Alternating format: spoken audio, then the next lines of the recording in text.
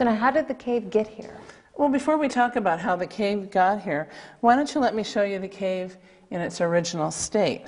Okay. How it's been, well, any number of millions of years. Some people say 300,000 to 5 million years. We used to say 1 to 19 million years. So it's just a broad guess. Are you ready? Okay. All lights need to be off. Okay. This is the cave in its natural state. Okay. Wow. So we believe that basically starting about 600 million years ago, all of this was under a warm, shallow sea. That sea was an intermittent sea lasting about 400 million years. And of course, marine life living in the warm, shallow sea would die, and as they died, their calcium-rich skeletal masses and shells would fall to the bottom of the sea and create layer upon oozy layer of what would turn into, what is this rock? Limestone? Limestone. Limestone. A very porous and easily dissolved rock.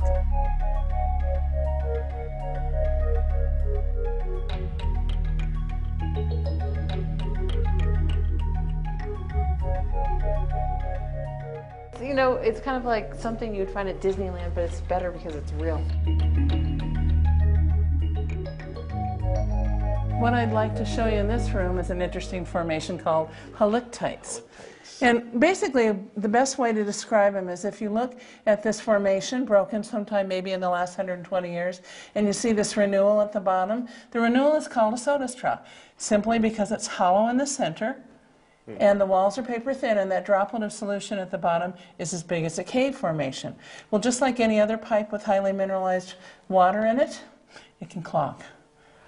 So one thing that can happen with a clog is that, say the bottom of my flashlight is a stalactite, solution coming down makes a clog here, it's a soda straw, basically, or a stalactite.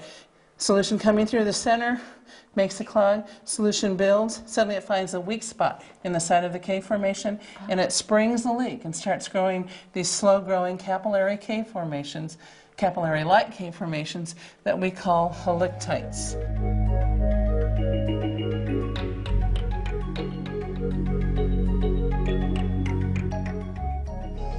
One thing that this cave is known for, the reputation is that it's one of the most highly decorated caves in the United States, which means decorations are formations.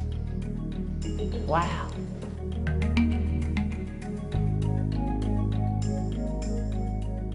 Now, why was it called the wedding chapel? Because between the early 1900s and 1965, about a half dozen couples were married in this room. Coming up from the floor would have served as an altar. Bride and groom would have knelt here, minister, justice of the peace over here, and friends and family out here.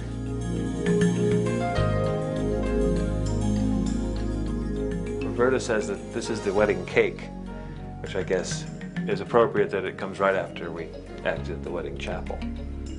But we can't eat this one, right?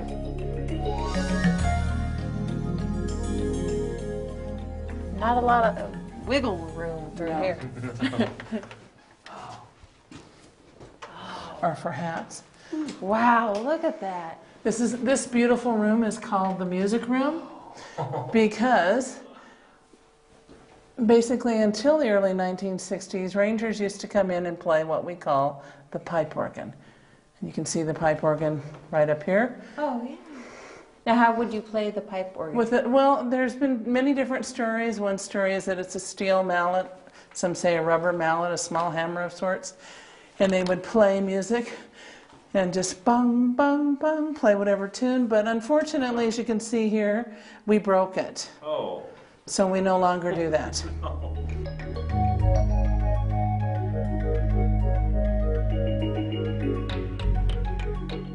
How we believe shields happen is that back here in the rock, or the wall, there is a crack, and hydrostatic pressure pushes solution out under high pressure.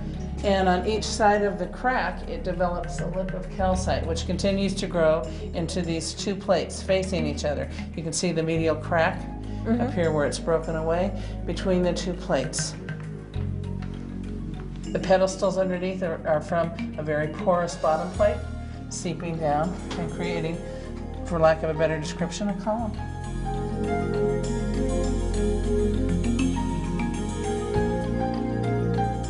this is what they call the king's bathtub down here. It's a pool of water. And on the other side of this, what I call the bus style, is the queen's bathtub, which is down considerably. Oh yeah, so you got the king and the queen.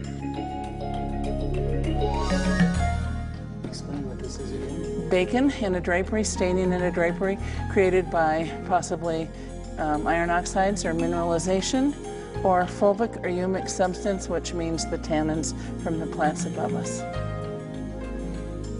Beautiful, though, isn't it? It really looks like bacon.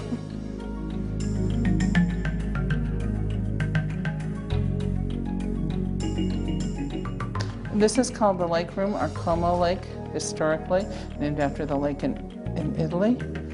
And this lake, this is the first time I've seen water in it since 1997.